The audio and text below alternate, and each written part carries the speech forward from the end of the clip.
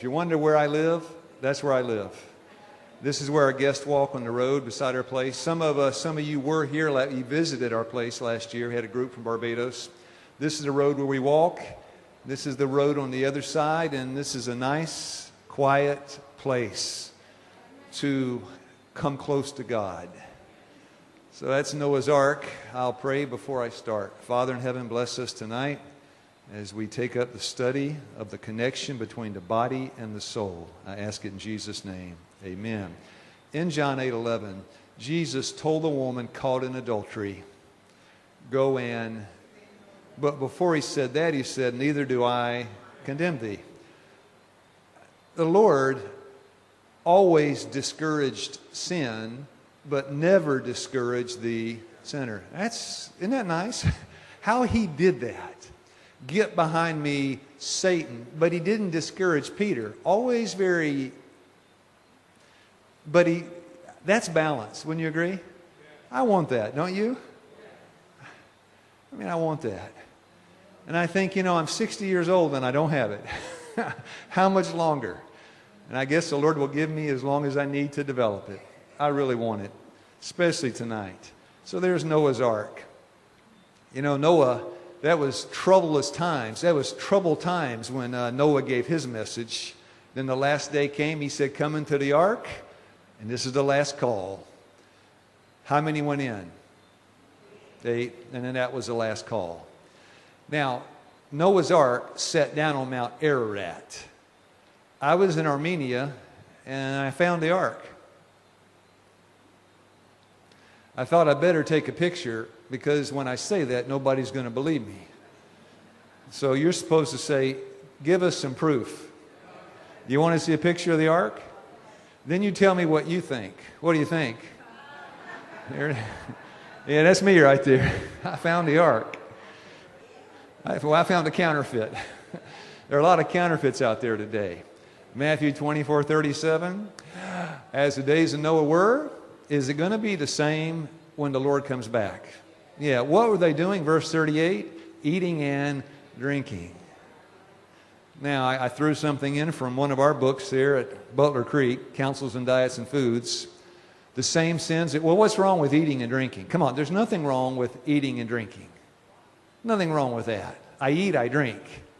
The same sins that brought judgment upon the world in the days of Noah exist today. As it was then, so is it now. As it was in the... Yeah, this is all Jesus was saying. Men and women now carry their eating and drinking so far that it ends in gluttony and drunkenness. Anyway, too much of a good thing is a bad thing. So it's an important subject tonight. After the flood, the lifespan took a dip. Now, by the way, canst thou by searching find out God? No way. I don't claim to be able to understand God. God does things. 1 Timothy 3:16, great is the mystery of godliness. And then it says God was made manifest in the flesh. God does things that we cannot comprehend. You would agree, right? But I think we can know something of God's mind, just something, a little. I'd like to study that tonight. The flood came. Most of the world was destroyed. After the flood, the lifespans did this. From 910 to around 310. We keep saying 310 or so. What caused the life expectancy to plunge? One word. Diet. Okay, let's say diet. Okay, let's say diet. Can we call it diet? But it was legal to eat what they ate because God gave them permission. Would you agree? God gave them permission to eat what kind of meats? Yeah, clean animal meat, clean meats. It was legal. Can something be legal but not the best? Okay, so, yeah, don't need to study that. Well, here's a statement.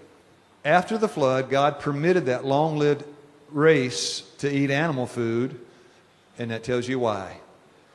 So they wouldn't live so long. His purpose was to take that lifespan and push it down. Because when a man his thoughts were evil continually. And the Lord wanted to shorten his life. And if you want to shorten somebody's life by 800 years, the best thing is to give them a hamburger. Would you agree? Yes. I mean, this is biblical. And the Lord did. God permitted that long-lived race to eat animal food to shorten their sinful lives. Soon after the flood, the race began to, and everything began to go down. So that gives some logic behind God's decision. If man had lived to 900 years, how long would the world have lasted? So now, they call, can you read that right there, the silent killer? Why do they call hypertension the silent killer? By the way, I'll stop. I want to use a word tonight, stenosis. The word stenosis means a narrowing down in the blood vessel. Right? It just means your arteries got a little narrower. The channel, the lumen, the channel the blood flows in got a little smaller. Stenosis. Why do they call it the silent killer? Because often, not always, sometimes you get angina, you get chest pain, you get shortness of breath, you get pain on your left side. But often, you get no warning whatsoever. You walk and then you die. The silent killer. Hypertension does not necessarily have symptoms and signs. They call it the silent killer. Now, people with a body mass index of 30 or higher, it's a nice reason to have health expos, right? You can have your body mass checked. If your body mass index is more than 30, are you at risk for silent death? Yes. Americans, 70% of Americans are overweight or obese. Obesity increases, and I just put that about the body mass because if you're overweight, it increases your risk of heart attack, stroke, diabetes, osteoporosis, arthritis, and all the rest. That's pretty simple, right? You're at a higher risk for silent death. Now, heart disease in America. Number one killer in Barbados is heart disease. Number one killer in the world is heart disease. What is heart disease? Well, there's a problem with your heart. 610,000 Americans died last year from heart disease. Now, do you know anybody that had a stroke or a heart attack in the last 3 months? If you do, raise your hand. Not many people know somebody. I know plenty. Now, before you die, your artery dies. This is the death of an artery. On that side, this is how it should look. On this side, advanced stenosis, a narrowing down or closing of the artery. Your question is, what closed that man's artery? Because once it closed, his life closed. Silent killer, plaque. Now, my dear brother used that word plaque. There are Pause. Wait a moment. So there's athero. It's a real hard word to say. Say it with me. Athero. Then sclerosis. Now say it fast. Very good. There was a man in the church on the Sabbath afternoon. He was asking questions. He asked a question back there. He asked about an embolism. I'd like to give a little better answer.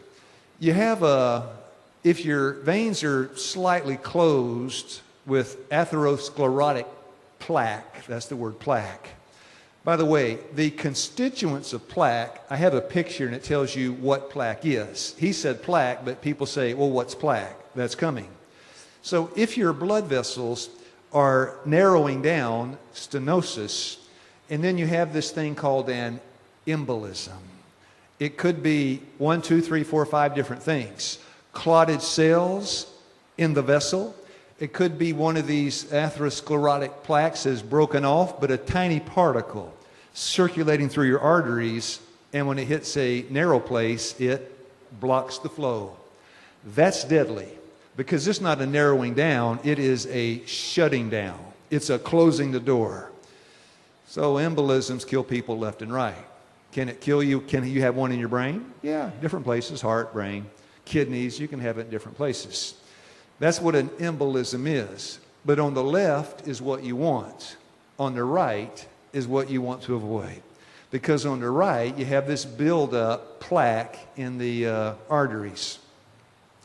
Now, when I was 18 years old, I joined the U.S. Army.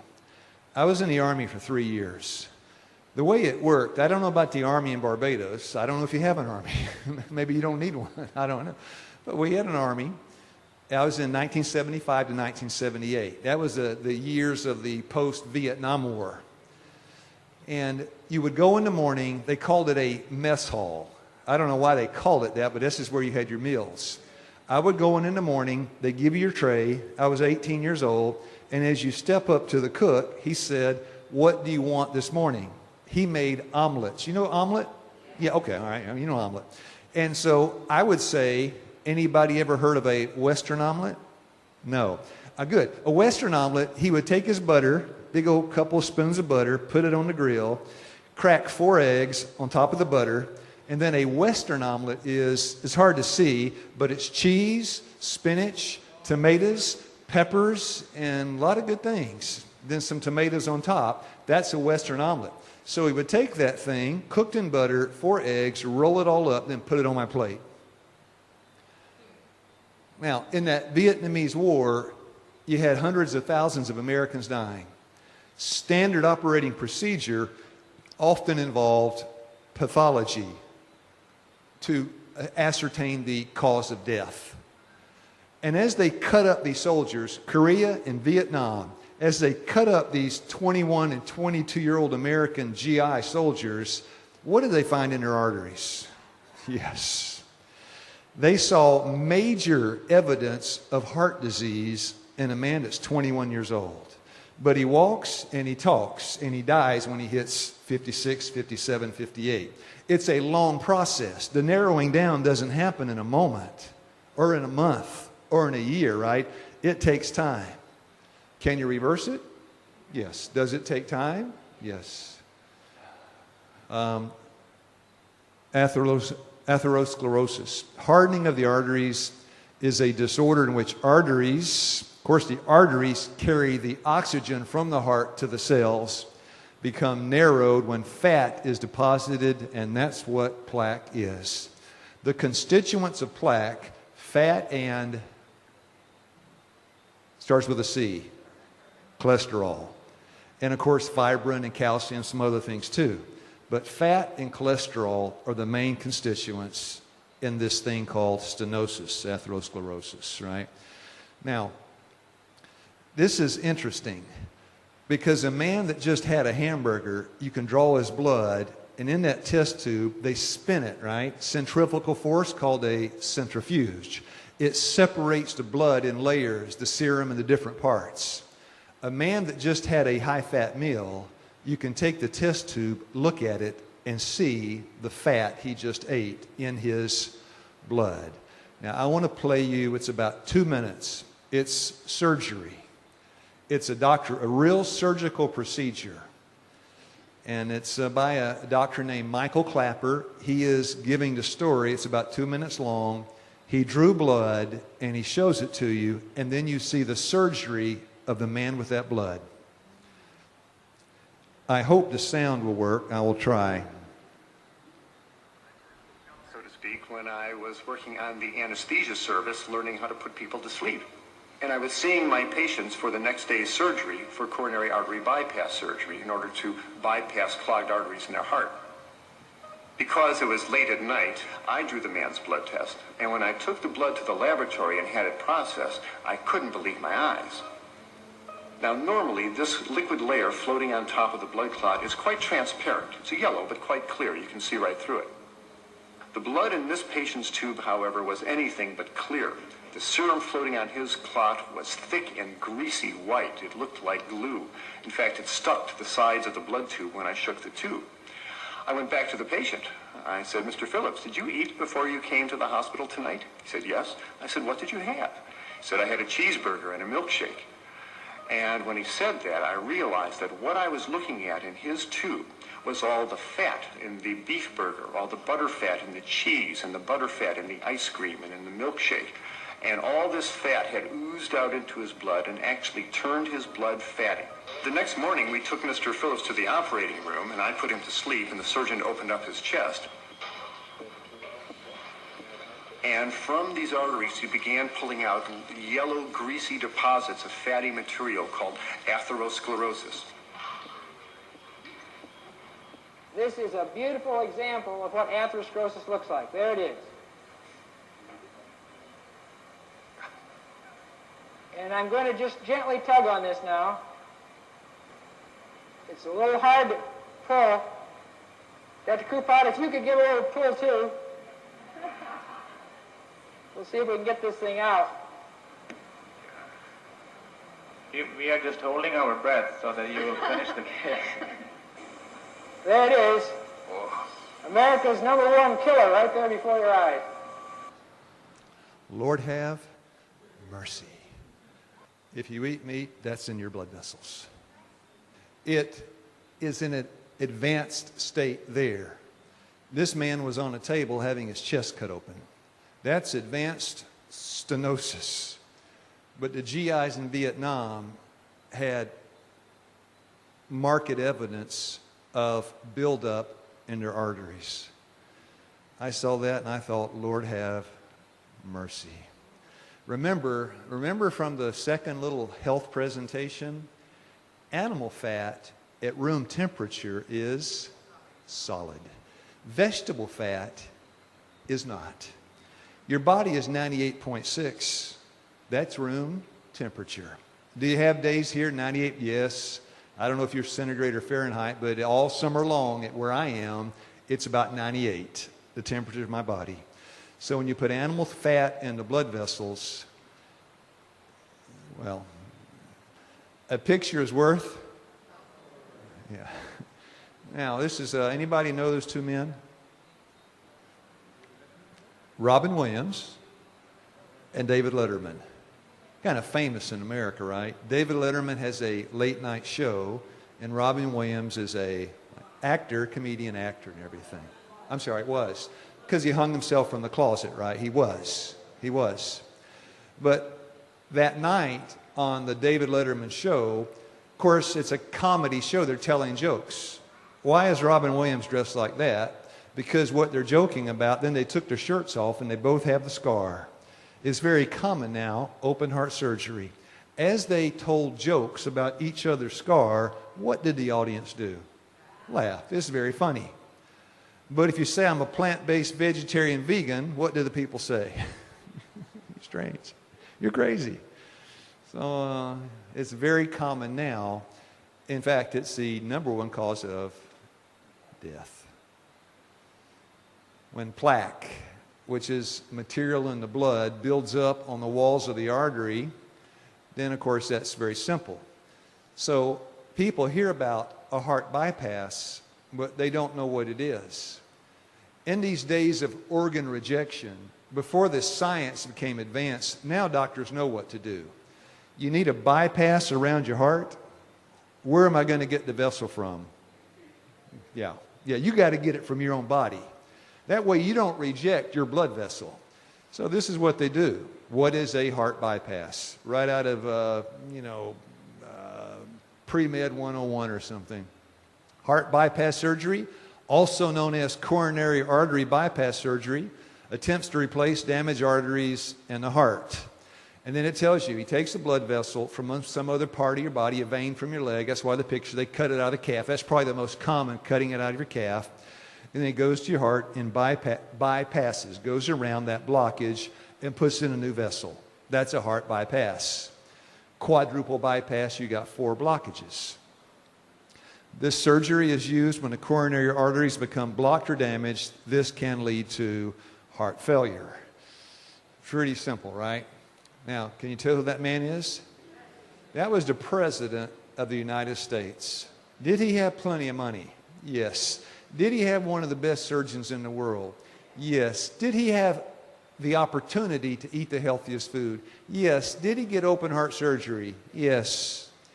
Now, CNN, I'm going to play it for you. This is a very short interview with Bill Clinton, Dean Ornish, and Carl Esselstyn.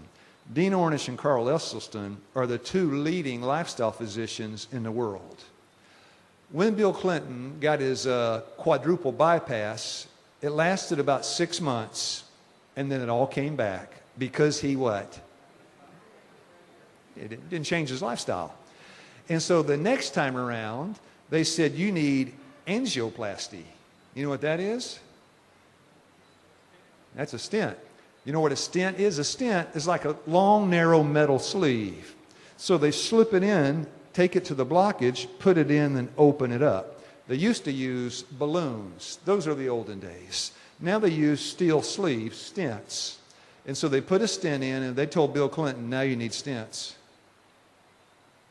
Bill Clinton said, Lord have, no, he didn't say, Lord have mercy. He just said, have mercy. He didn't say, Lord. And they did. And he started to figure out, Bill Clinton's a smart man, he started to figure out, I'm going to die. And he made a couple of calls to a guy named Dean Ornish and Carl Esselstyn, because they were saying, nobody has to get heart disease, and if you have it, you can reverse it. Nobody has to die. It's a short interview, CNN.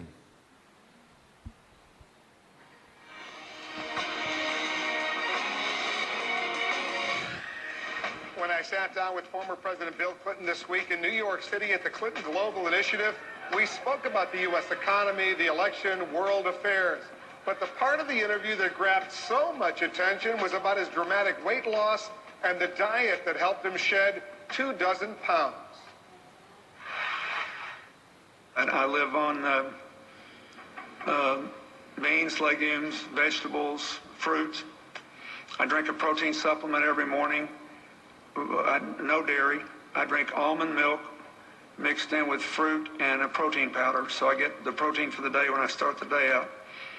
And it changed my whole metabolism, and I lost 24 pounds. And I got back to basically what I weighed in high school.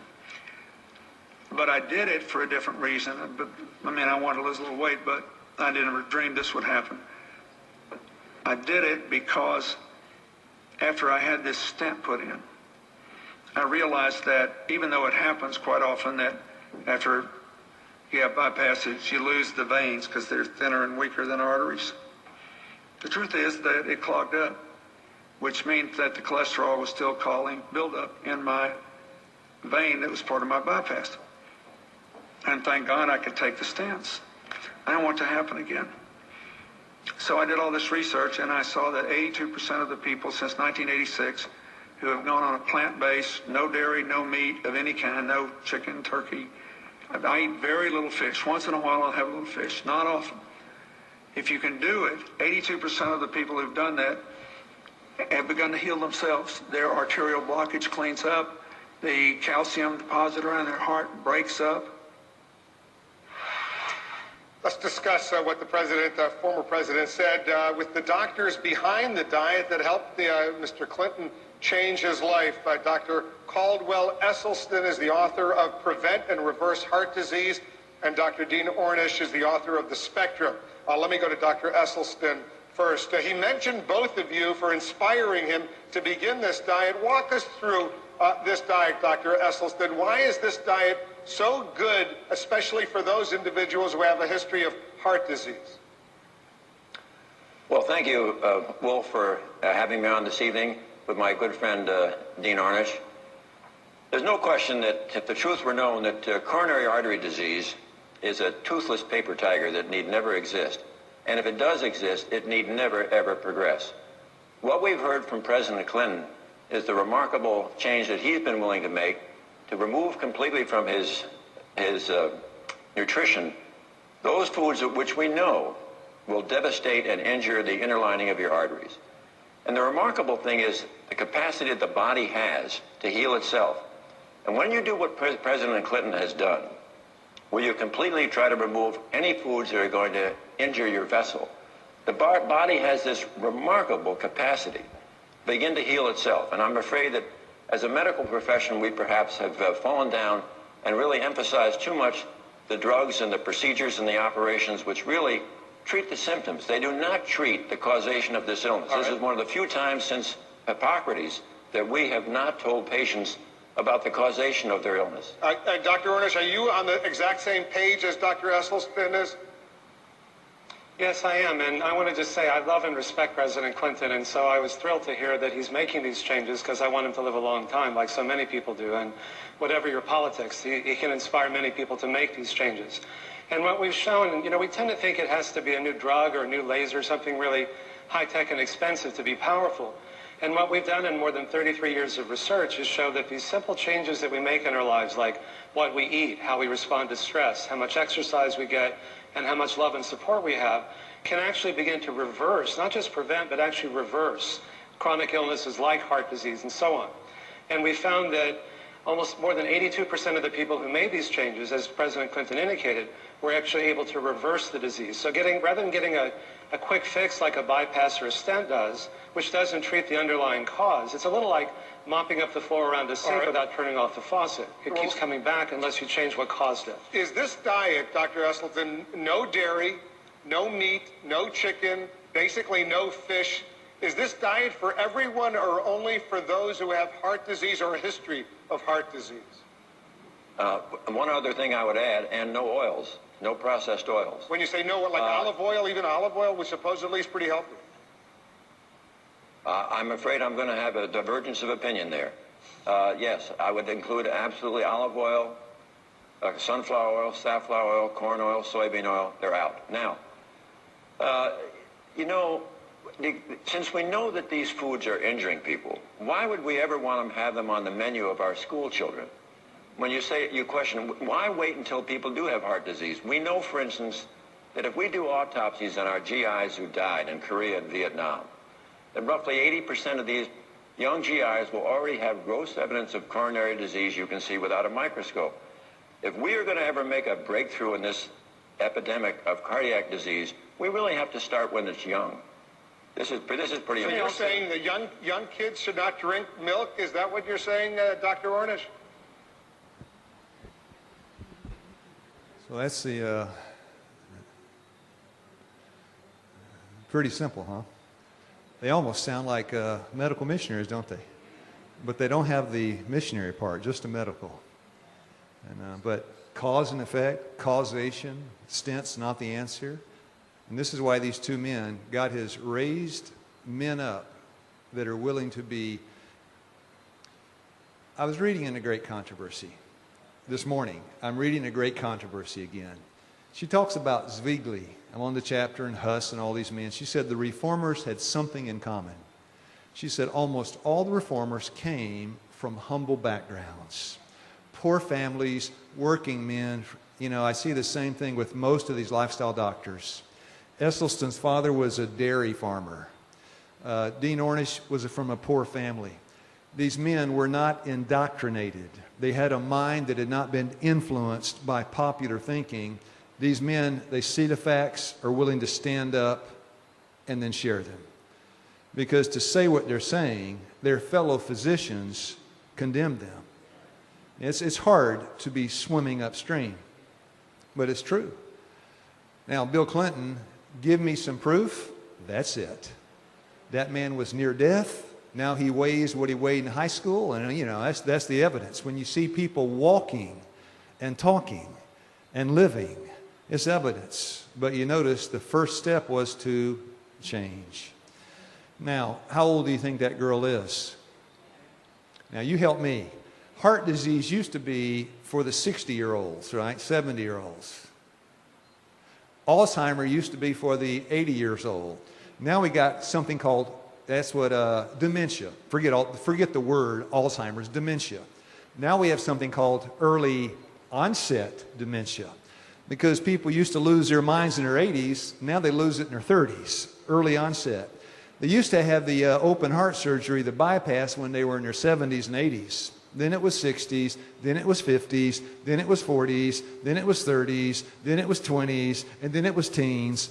What made the difference? In the flood, the lifespan went down because people were eating meat. Why did this lady have open heart surgery? Because she's eating meat.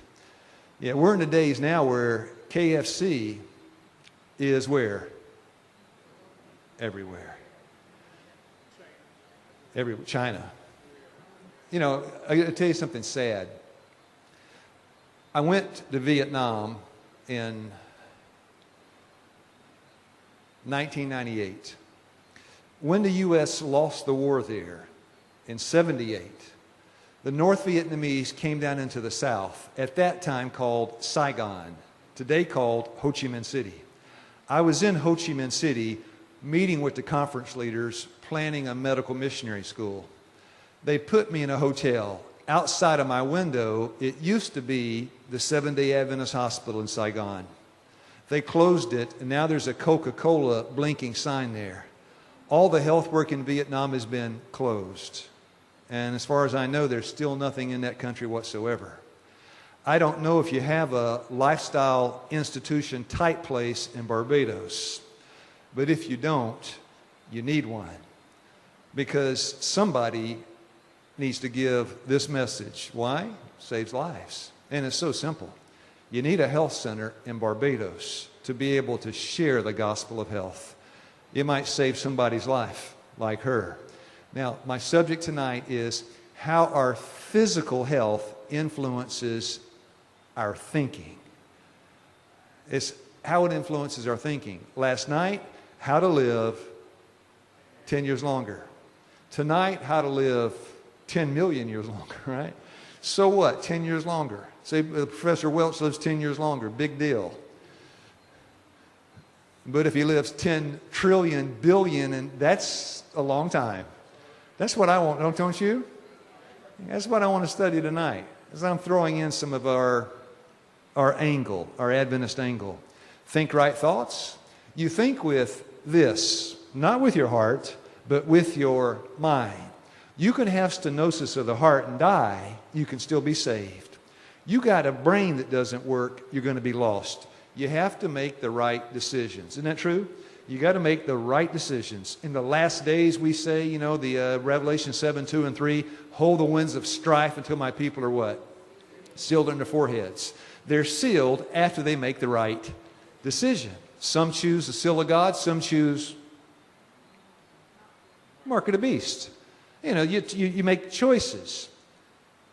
And when the final choice comes, Michael stands, Daniel 12, verse 1, up, and that's it. Let him that is filthy be filthy still. So everything is on the choice. Meshach, Shadrach, and Abednego. The band played. Nebuchadnezzar said, fall down or die. They had to make a choice. Daniel got the decree. No man prays to any god except Darius. And Daniel said, got to make a choice. In the Bible, it's nothing but choices. And the choice is coming for us. Now, next question. Has God ever had a perfect church? No. He had a Job. He had a Paul. He had a John. Did he ever have a perfect church? No. Will he one day have a perfect church? Yes.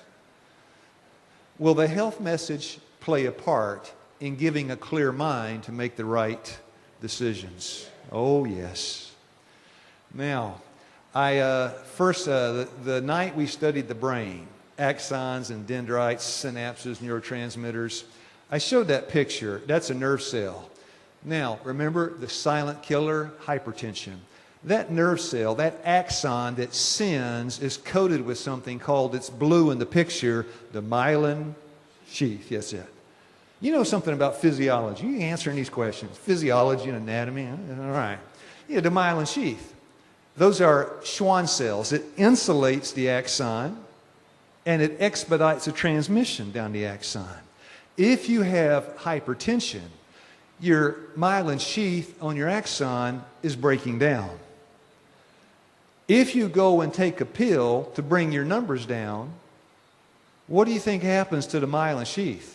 It continues to, because you cannot short circuit transgression of the health laws with a pill. Doesn't that make sense? That's like, if you say you could, that's like the papal doctrine of selling indulgences.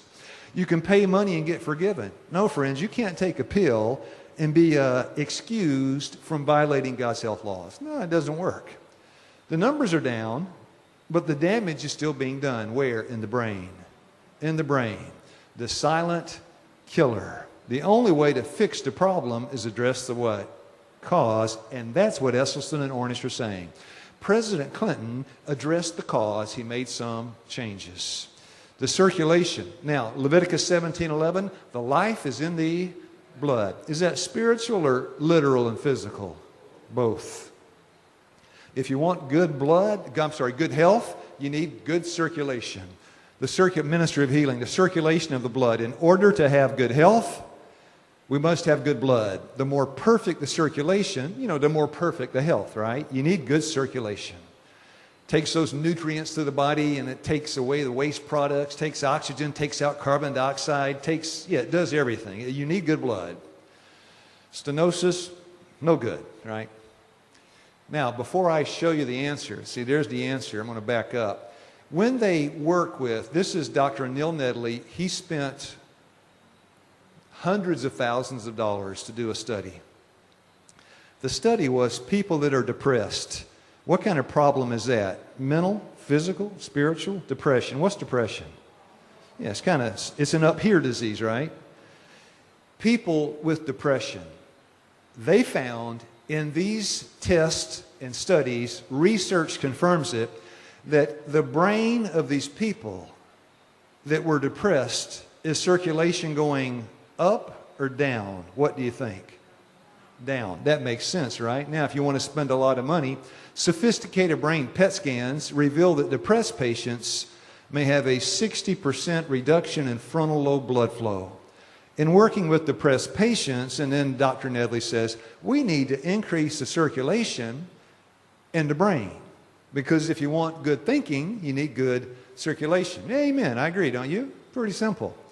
Now, you hear about the heart bypass. Have you heard about a brain bypass? Because they do those all the time. Cerebral artery bypass. This is rerouting the vessels going not to the heart, but to the brain. What are they filled with? Fat. From what?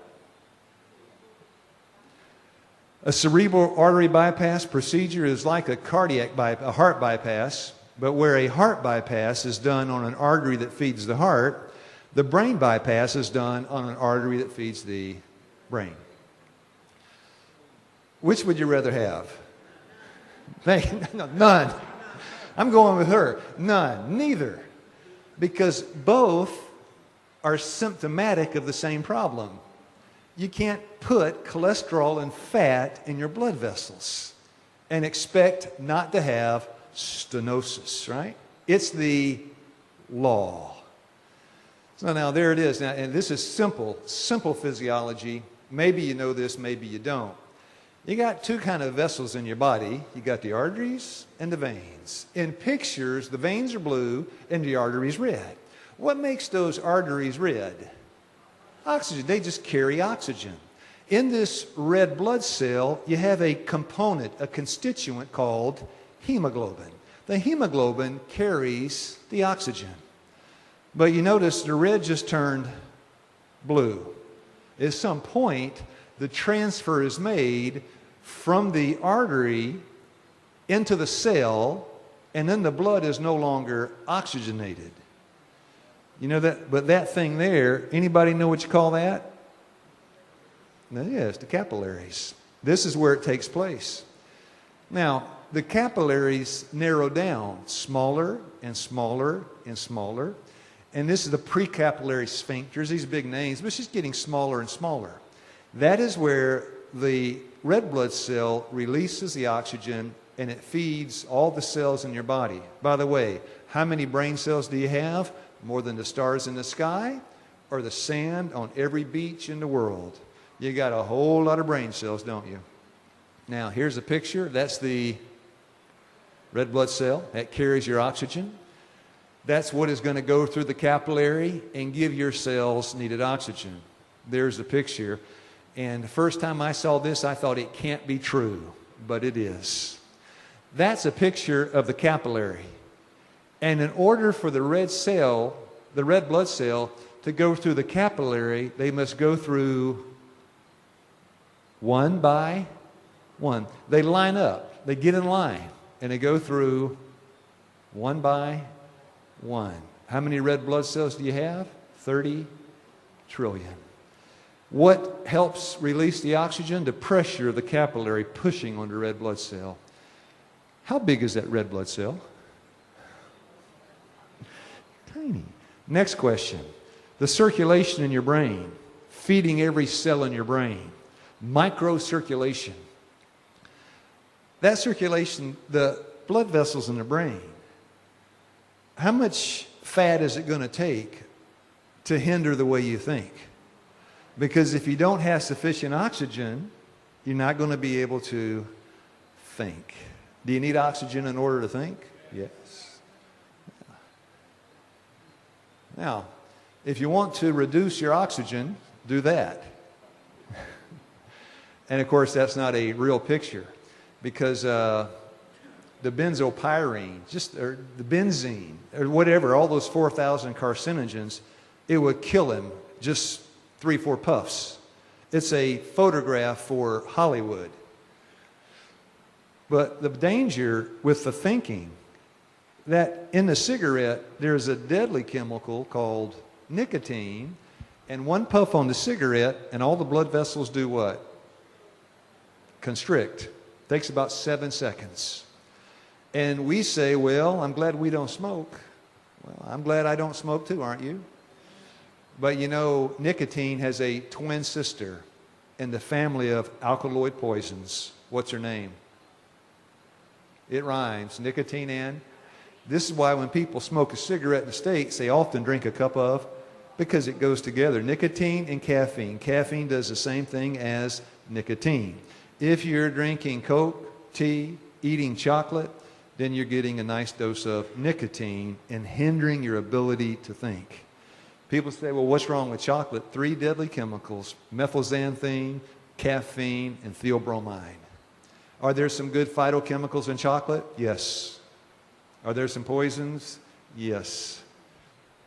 So nicotine and caffeine.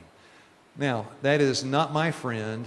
The slogan of McDonald's is Ronald McDonald saying, "Don't you trust me?" My answer is, no.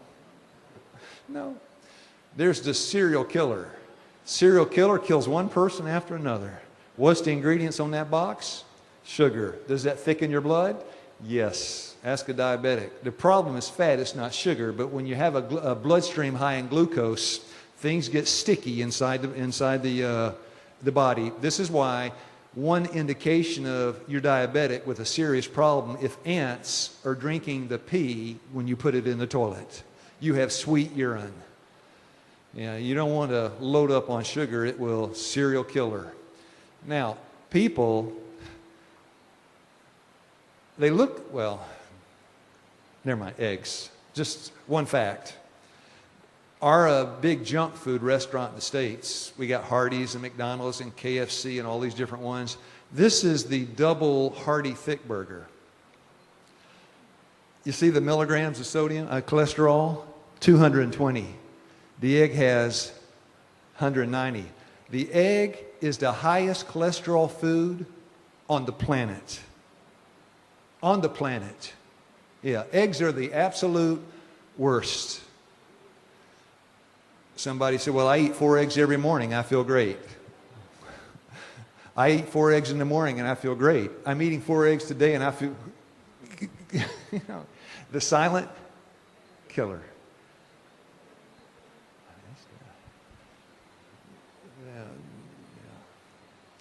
Now, the 20 best, by the way, you know, when you're, Ornish and Esselstyn, as they're talking, they are describing the right side of the chart. What we say to eat is exactly what they were saying to eat. Beans, legumes, fruits, vegetables, no refined foods. Where did they get that from? Have they been reading our books? So, no, science books. Because our books and science books say the same thing. Guess what the 20 best artery cleansing foods are? Just guess at one. Okay. But let me change the question. What are the worst foods? The artery clogging foods. Which ones are the worst? Yeah, here we go. You wouldn't let, this is a billboard in the States. You wouldn't let your child smoke, would you? No. Would you? No. Like smoking, eating meat increases the risk of heart disease and cancer. In fact, it's a higher risk with eating meat than there is with smoking. Because smoking is the number 2 killer cancer. The number one killer is heart disease. Yeah, so that's, yeah. Now, the why. Our study tonight to try to understand God's mind. What God is thinking up there. Some things we know, some things we don't. But what Deuteronomy 29:29, the secret things belong unto the Lord our God. But those things that he has revealed belong to us. And I want all I can get tonight. Lord, why do you say not to eat meat? Answer, vegetables, fruits, and grains should compose our diet. Not 1 ounce of meat should go into your stomach. Why? Cancer, tumors, and all inflammatory diseases are largely caused by meat eating. Boom. That's it. The Lord's up there in heaven, and he is thinking, he's looking at some daughter in the church tonight, and maybe some young lady. There's lots of young ladies, and there's one. There's young ladies in the church. Can he see the end from the beginning? And he looks at that young lady in the church, his daughter, and he says, I do not want her to get cancer, tumor, or inflammatory diseases. So I'm going to give her a message that will protect her health.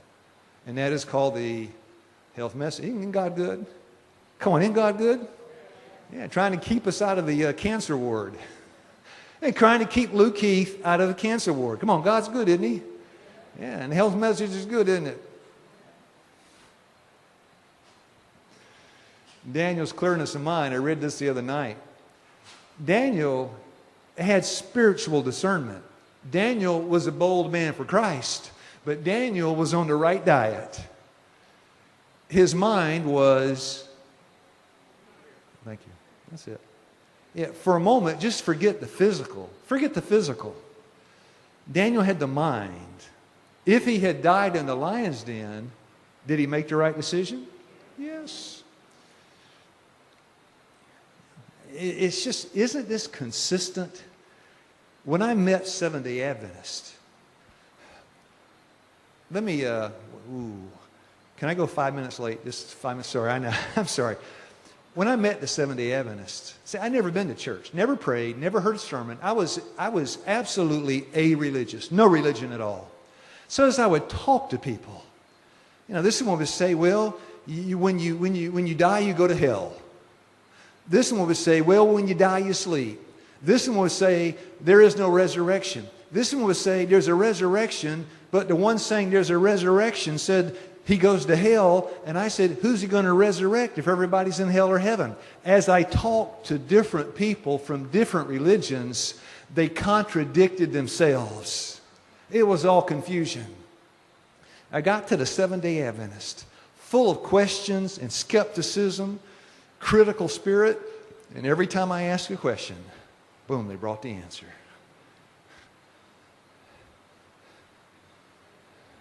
And I thought, I got to come into that church. I asked the pastor, I said, would you let somebody like me into the church? Would you even let me in the way I've been? I didn't know, yeah, come on in. Yeah, they had a consistent message, not just in the spiritual, but in the physical. They had the whole package. Daniel had the whole package. Now, tonight, thinking and how the brain works and physical health. In our bodies, we have these neurotransmitters. These electromagnetic messengers that cross the pathways. If you don't know what I'm saying, it doesn't matter. The three big ones, norepinephrine, dopamine, and the one with an S, what? Serotonin. High levels of serotonin are associated with sense of peace, feeling good.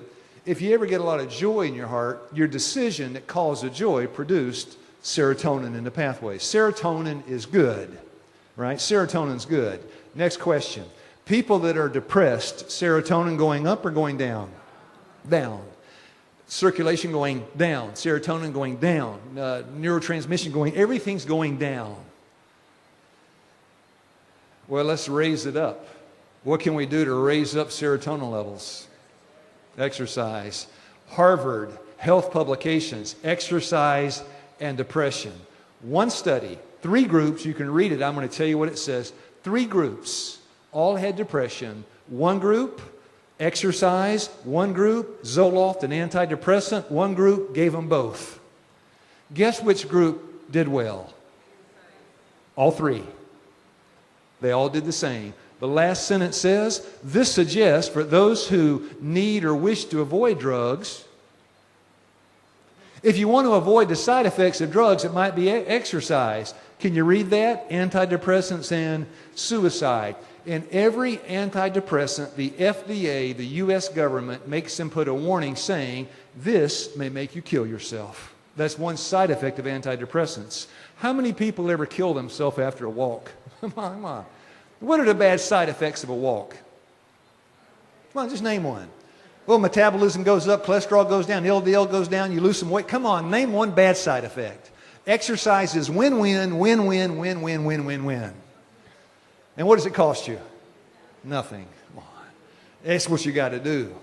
God's plan is so, and that's what Esselstyn said in Dean Ornish. Mr. President, you just need to get out and take a walk. You just need to change your diet. And he did, and he lost 22 pounds and was a lean, mean, walking machine. And all the country like this. Now, that's one man, President Clinton. What if they saw 20 million Seventh-day Adventists like that? And we lived to be 140. What would the world say? That's God's plan for this church. Now, infrared thermography. When you have metabolic activity, increased circulation, metabolizing something in any cell in the brain or anything in the body, when you have activity, when you have circulation, in a thermograph, a picture that is taken based on heat, the red means what? Red and orange means good circulation or bad? Take a guess. Good. The white and the blue means what? Bad. For those who've been up in Canada, you go outside, what hurts the first? What's the thing that hurts? Ears, fingertips, nose. You have poor circulation in the tips of your fingers, poor circulation. That's all it means. Now, they took a thermogram of 2 brains. Which one would you want? The one over here or this one? Now, the study was on students taking tests. They had some students walk, other students sat down and did nothing. Which students did better on the test? The ones that walked. Did it stimulate circulation in the brain? Yes. Did it promote serotonin levels? Yes. Did it help with depression? Yes. Did it give them higher scores? Yes. Does it give you a sharper mind? Good diet, exercise, going to bed early, drinking water. Does it give you a sharper mind? Yeah. Again, the medical missionary work. Here's the challenge. In the medical, they don't teach nutrition and lifestyle. In the theology, and some are pastors in here, they don't teach much nutrition and lifestyle. At least they may not, not in the States. I don't know what you do down here. So the medical missionary is largely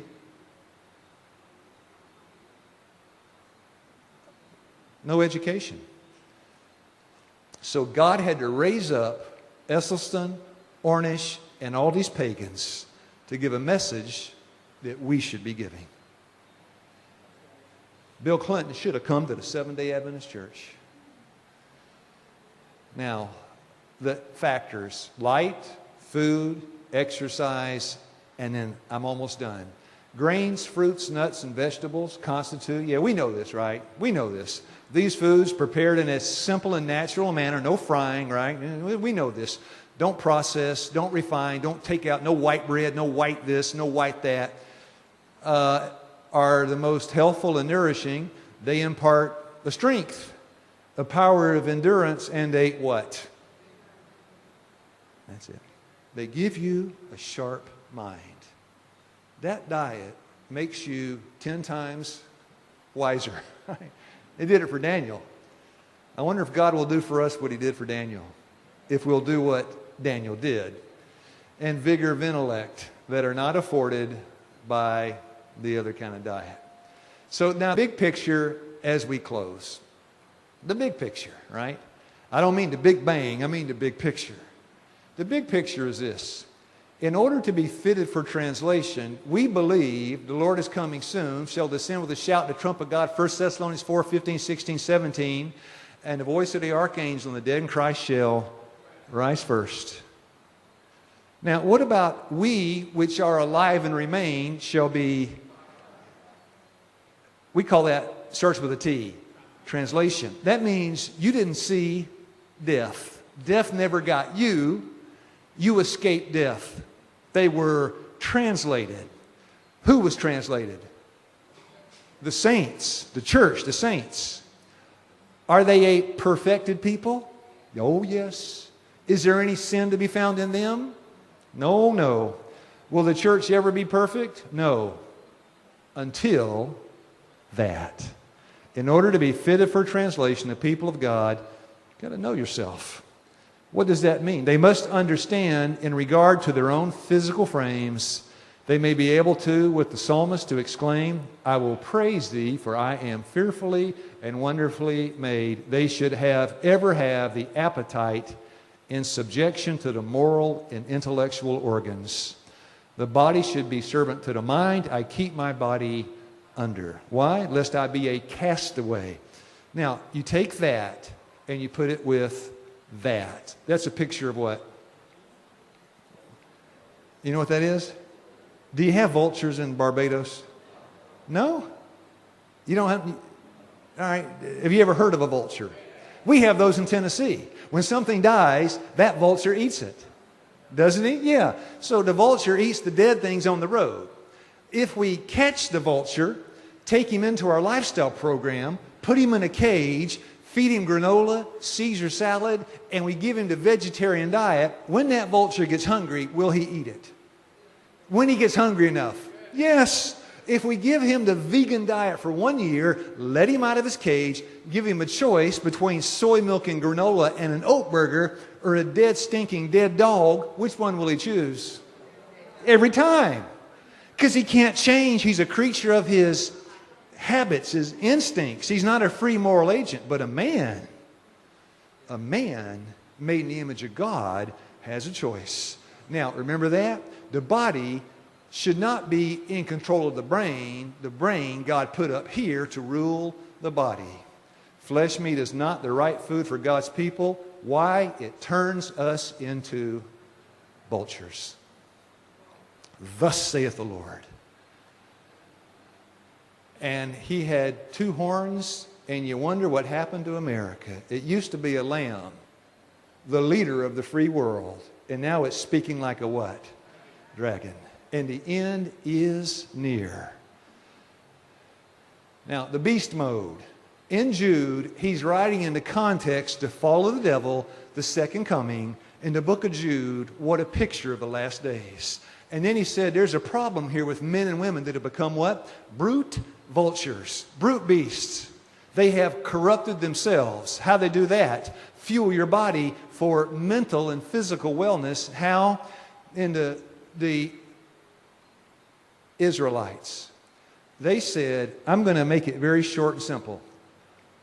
I would rather go back to the KFC in Egypt. I would rather die than live. And the children of Israel said unto them, would to God we had died by the hand of the Lord in the land of Egypt. What was in Egypt they wanted?